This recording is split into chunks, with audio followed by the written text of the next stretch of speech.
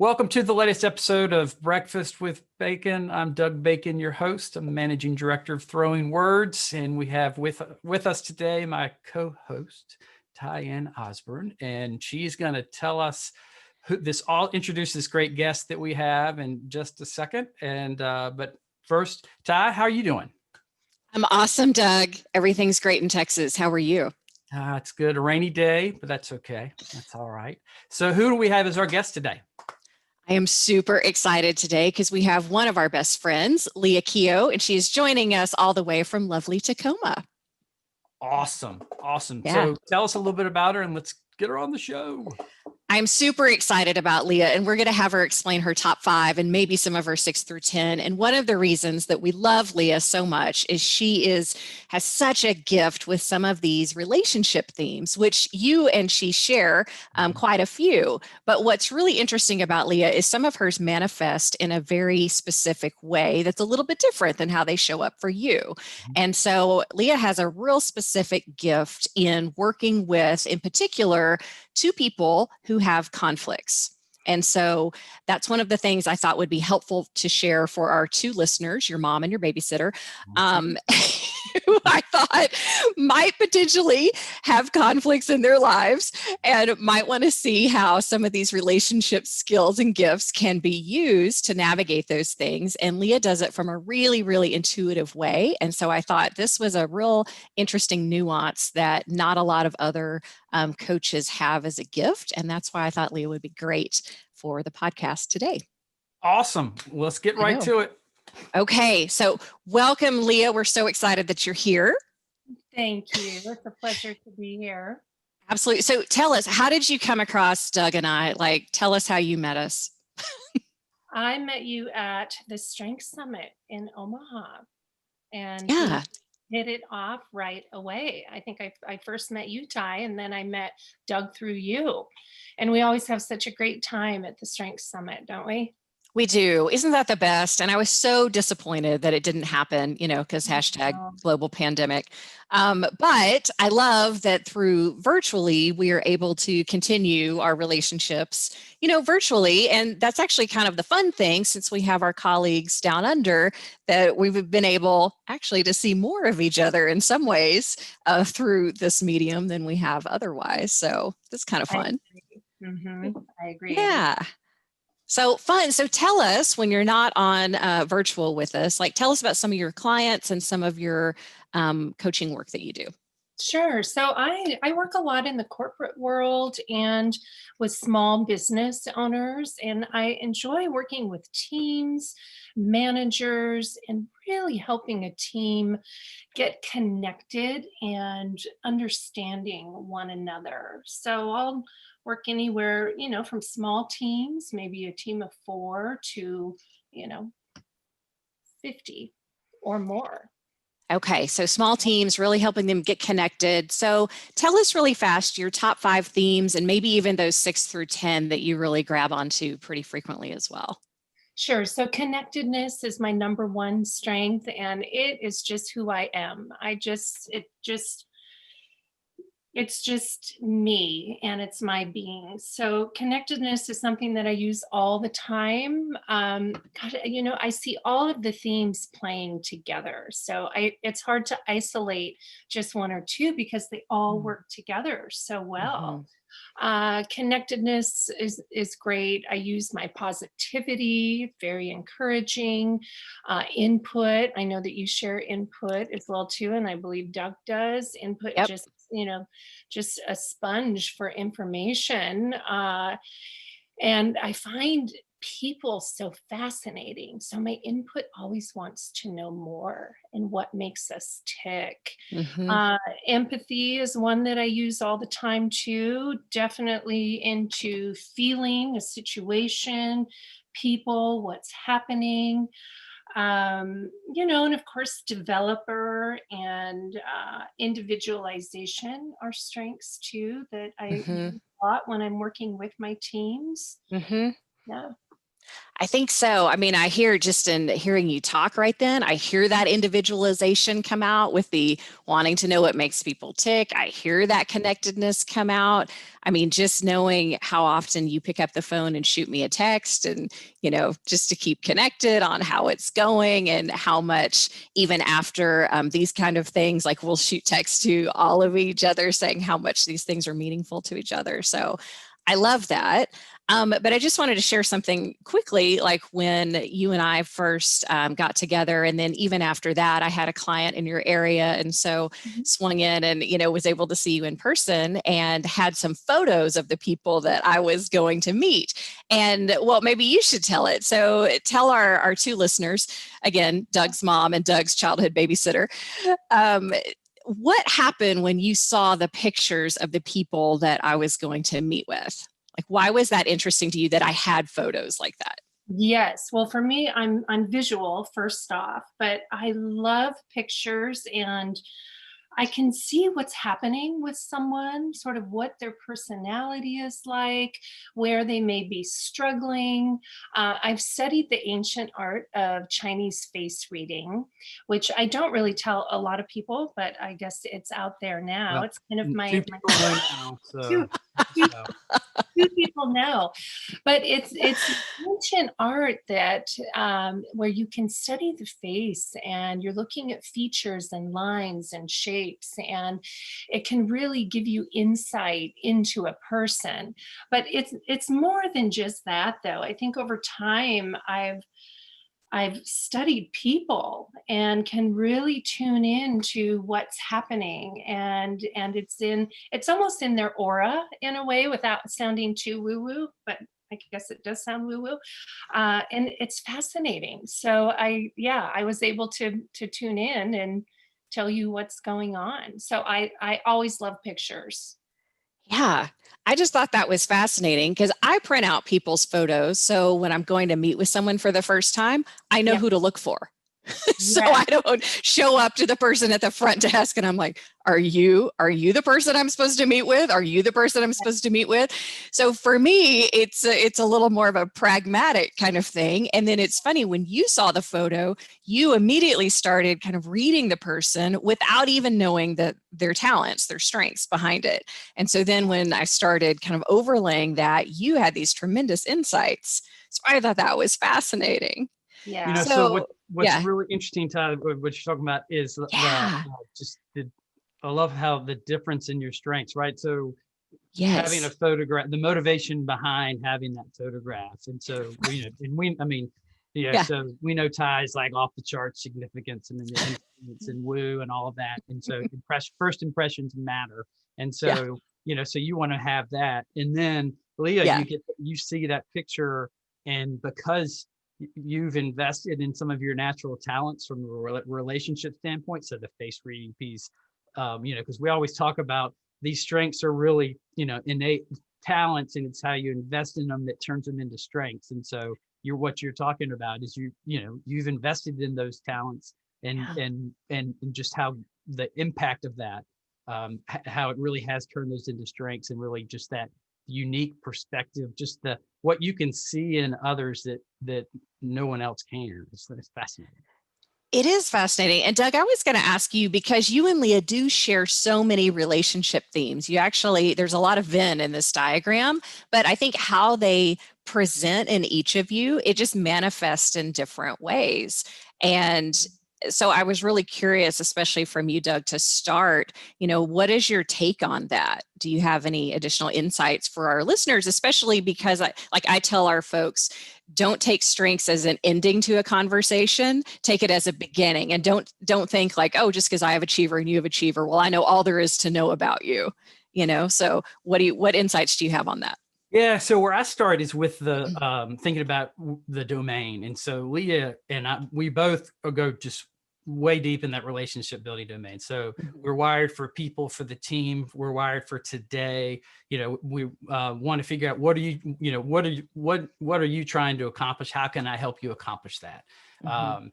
And then to look at what each of us brings to that strength, of that domain strength. And that's where it gets really interesting, right? So we both have kind of one foot into influencing. And so with Leah, it's woo. So never met a stranger, winning over others, Right. or just the, wanting to know a little bit about a lot of people. And then for me, it's self-assurance. So that's Yeah. more kind of internal coming out versus the woo, which is kind of out external, then coming back. And Yeah. then we both share that input. And so that curator of information, and for both of us, it's like curator of people, collecting people in that way. Yeah.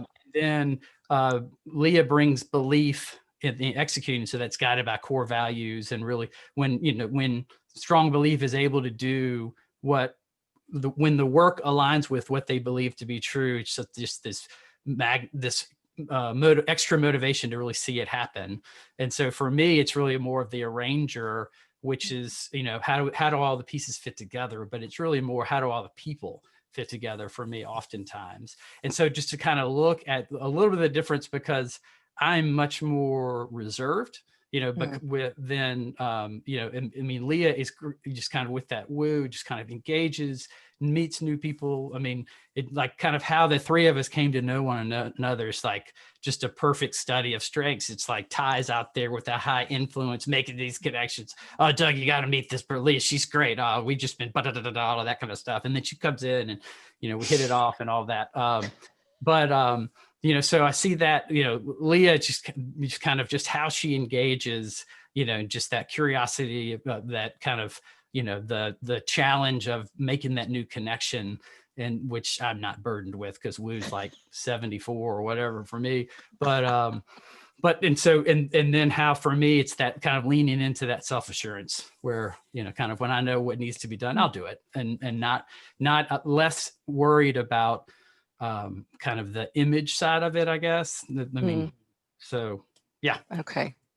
I do think that's funny, just as a quick aside, again, for our two listeners. So when we all met at the summit and thinking about kind of how we all came together, so the significance part of me, I was just thinking back to kind of that large session that we're in. So, our role, so Doug, you always get there at the crack of dawn, right? So you get the table up front because that's where we want to sit, right? So you immediately, we reserve this table, which isn't normally reserved for us, but we immediately craft our own reserved sign. Because significance, we want to be cool. We want to get the front row. So you get there early. We make our own sign. And then I go collect cool people to sit at our cool table. Yeah, it's a great partnership, complementary partnership. Yeah, I would say I just kind of lean into my self-assurance and like, well, of course we can reserve a table. What? Yeah. The sign right there, it says reserved, and it's like handwritten in my handwriting. Yeah, it's great. And I'm there with positivity, making sure we all have a great time. And we do. Fun. We're just having a ball. I love that. So, all right, Leah. So I've got all these questions for you. Yeah. So kind of thinking back to, your childhood, because we often talk about, strengths start to show up early, especially in children. That's one thing I love about strengths. You don't have to wait till you're fully formed, as an adult for these things to show up. So do you have any memories of these kind of themes or gifts showing up for you when you were younger? Yeah, I think it's just who I am. So growing up, I always had a keen awareness of what was happening around me with the adults, with other people, and very tuned into the emotional aspect of what was happening at the time. And I think my input is just really aware of different things. I remember my mom saying that when I was young, I was probably 7, and we were driving on the freeway, and everyone's just driving on the freeway, not really paying attention. And I looked at her and I said, Mom, do you think people notice these rose bushes, these wild roses that are growing on the side of the freeway? And it's such an interesting thought to have as a 7-year-old, right? Right. Noticing what's around me, also noticing the beauty, but having the awareness that other people aren't noticing that. Right. What did she say? She You know what? I can't remember what she said, but I remember asking the question. She was probably like, what rose bushes? Yeah. I will have to ask her. I mean, she probably said, yeah, no, they're probably not aware of it. They're so busy in their lives, wrapped up in everything. But I was able to tune into that one thing and see that. So what I love about that, I mean, you mentioned connectedness is number one for you. Yeah. So Yeah. everything happens for a reason. It's like, pay attention to the periphery, because that's the true reason things are happening is like that. It's like, I'm supposed to be riding Yes. down the road with my mom so that I can spot these flowers and ask my mom about it versus wherever you were going in the car that day. Yeah. Right. So, Leah, did you ever have a sense of I'm a little different than other people, or other people aren't noticing the same thing that I am?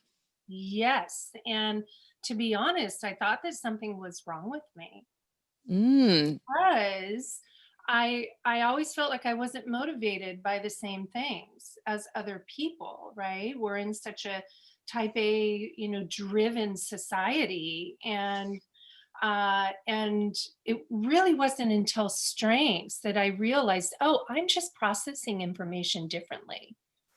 okay. I'm processing it differently. I feel the world not only with my empathy and connectedness, and I need to process that and see it, and then it makes sense to me. And it really wasn't until I was older and learned about strengths that I realized, oh, I'm seeing this aspect that other people don't see. And I remember my coach, my strengths coach that I had 15 years ago, she said, Leah, you'll relax when you realize what you bring to the table. Because I was judging it from how everyone else was doing their life versus, okay, wait a minute, I have true talent here.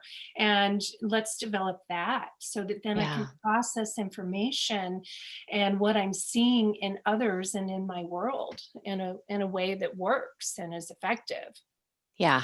I love that. And I think that's so important, and something that when we're coaching our clients, helping them realize that they all have innate gifts, and, tapping into that feeling. And I know we all love that when we see that light bulb moment happen for our clients, that there's nothing wrong with them. They are beautiful and gifted and they're awesome.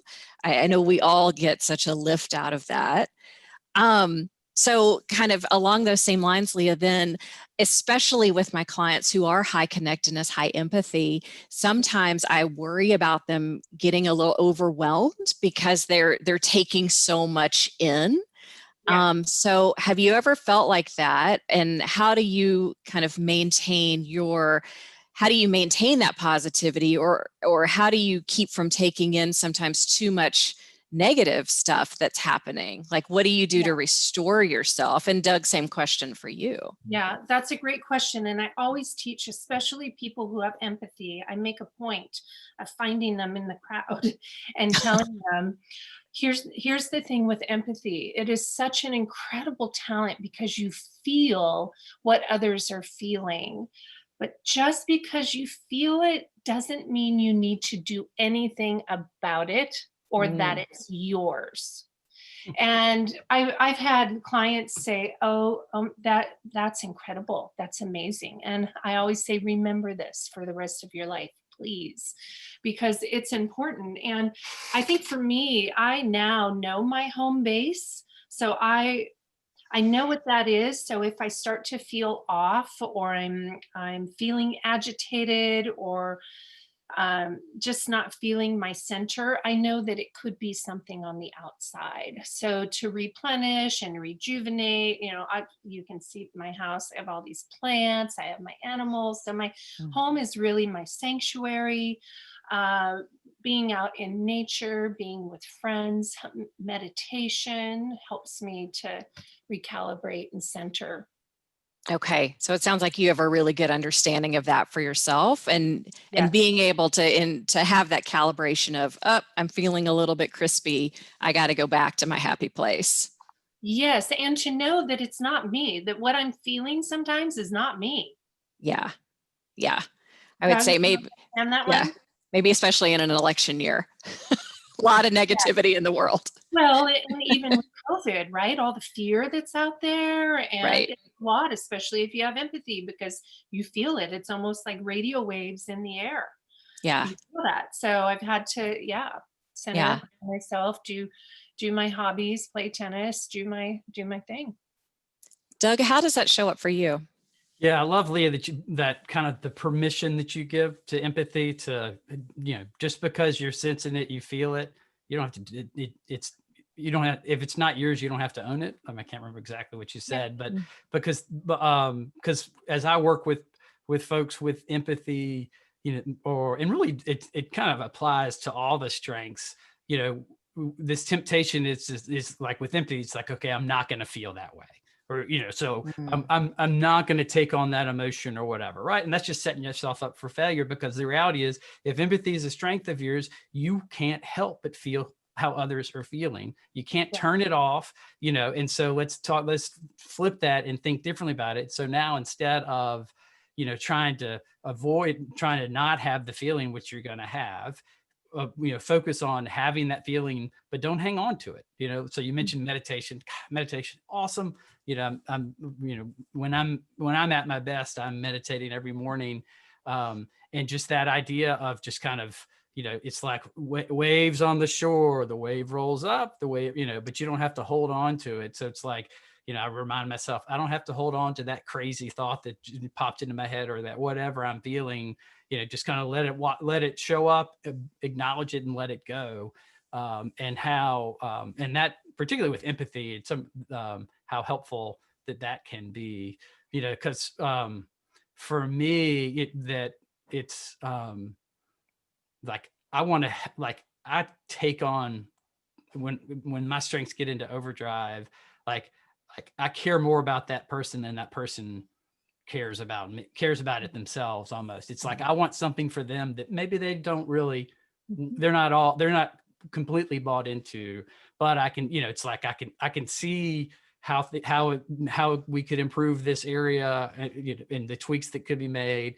And I want to go, kind of leaning into that self-assurance and like, well, we're going to do that. And then just kind of having to take that step back and say, oh, actually, I think that's something I wanted, not them. So let's take a step back. Mhm. Mm, okay. I love hearing that. That's really good advice. I'm going to share that with my empathy folks next time I'm coaching that. And I've been doing a very non-scientific poll of my folks who are high in connectedness. And one thing I have noticed about that is they tend to be really re-energized by nature.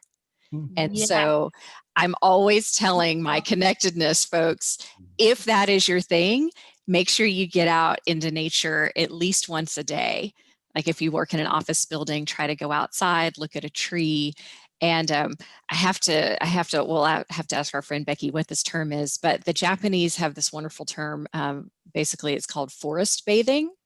Mhm. And so I have to figure out what it is, but they just go into the forest and there's all those great ions that are released and everything. And it just is very restorative. And I'm like, oh my gosh, that's my mental energy or my mental picture for connectedness. So can Yeah. I just point one thing out to our Yeah. viewers? And I love the fact that like you mentioned this forest bathing, and like the first thing I want to do with my input, and Leah, I'd be curious if you had the same Yeah. thought, is like I want to pivot over to my left, type in Google forest bathing, and I'll Same. have the answer. But I Yeah. love how it's like, oh, I should really ask our other friend who would know that Yeah. what it is, but Yeah. not being burdened with actually wanting to actually grab that. Well, I'm looking, okay, input's number 7 for me. So it, Oh, interesting. So yeah, it's more the influence stuff. yeah, it's there. I can grab it. As Leah knows, some days it's on fire. Today it's apparently just But hanging why out. should I have to do it? I think I have my people, and they will do the heavy lifting for me and the details of that. Yes, people, forest bathing. So, along those lines, Leah, Doug, and I laugh all the time because I wouldn't exactly say executing themes are high for either one of us. So, that was one of my questions for you. Given kind of all of these strengths that you have, are there any particular themes that you feel yourself kind of that you like to partner with, or that you admire in other people that you are drawn to because they help you, get things done or that kind of thing? Yeah. Well, right. And I have one influencing in my top 10, right? And which is belief. So I need to really believe in what I'm doing, but it's also what drives me. But I love partnering with a ranger and maximizer. Those so far are my favorites because I'm high in ideation too. So a ranger takes all my ideas, puts them into place. Maximizer fine tunes it. And Mm. yeah, so there's nice structure, it's fine tuned and maximized. Final thoughts or questions for Leah as we start to land this plane of a podcast? Just so excited that we were able to talk to Leah today because she's just one of my favorite people. So I could talk to her all day long. And I love how Leah's strengths show up for her and in the coaching and support she's able to give her clients. Because to me, I mean, we work with a lot of strengths people, Doug, but Leah's got such a unique way that they present for her, and in a way that I don't see that they show up for any other strengths person that we work with. And so that's really why it was important for me to bring her on, because she has such a unique gift. And so I wanted to highlight her gift, and then also just as a way to, communicate to the people we work with that, your gifts are really unique to you. They are your gifts. And so kind of realize that. So thank you, Yeah. Leah. Yeah, Thank Leah, because I could totally see Leah, that just like having you in a room with the team, like even like watching from behind two-way mirror glass or whatever, Yeah. but just like you're like when you're present with people, just all that you are learning and what you're seeing and how it's so different than than anyone in the room. And you mentioned, you kind of talked about the aura and just seeing Yeah. people and reading them. It's just just so much value with just being able to kind of like to see my team through your eyes and what you can say and the insights that you would bring. Yeah. So I'm just really thinking, especially with teams that, are maybe stuck, or there's some, some things that they're not saying, like there's some kind of sacred cows that nobody wants to talk about kind of stuff. I just think, gosh, what a gift to bring like Leah in to be able to pick up on that stuff, and in a way that's supportive and respectful, but like, okay, these are things we really need to process if we're going to work through this and be a high functioning team with psychological safety. I think Leah would be amazing at that. Yeah. Thank you so much. You bet. Amazing. Yeah. I just imagine the people you work with must feel so good to be with you. Yeah, one thing, dealing with this conflict that people have is that just however my style is, people don't shout, they don't get angry. It's just a nice, safe place for people to really talk because it has that we're looking at strengths, and I always try to focus it back on the person, so we're not blaming the other person for how they're showing up, even though that may be frustrating to me. We're looking at, okay, how are you showing up, what do you need, and what does this person need too? And so I just allow that space for that dialogue to happen, and it's amazing what is said and what happens in that. And half the time I don't know what they're talking about because they're talking about details of work that I don't really know it, but they're figuring it out. And it's proving to be valuable, and it's fun, and I get to use my strengths. I love that. Leah creates a safe space for teams to grow. Thanks, Leah, for joining us today. So much. Yeah, thank you. And Ty, good to see you. Leah, thank you. And with that, we'll put this podcast as a wrap, and we will see you next time. Thanks so much. Okay. Bye.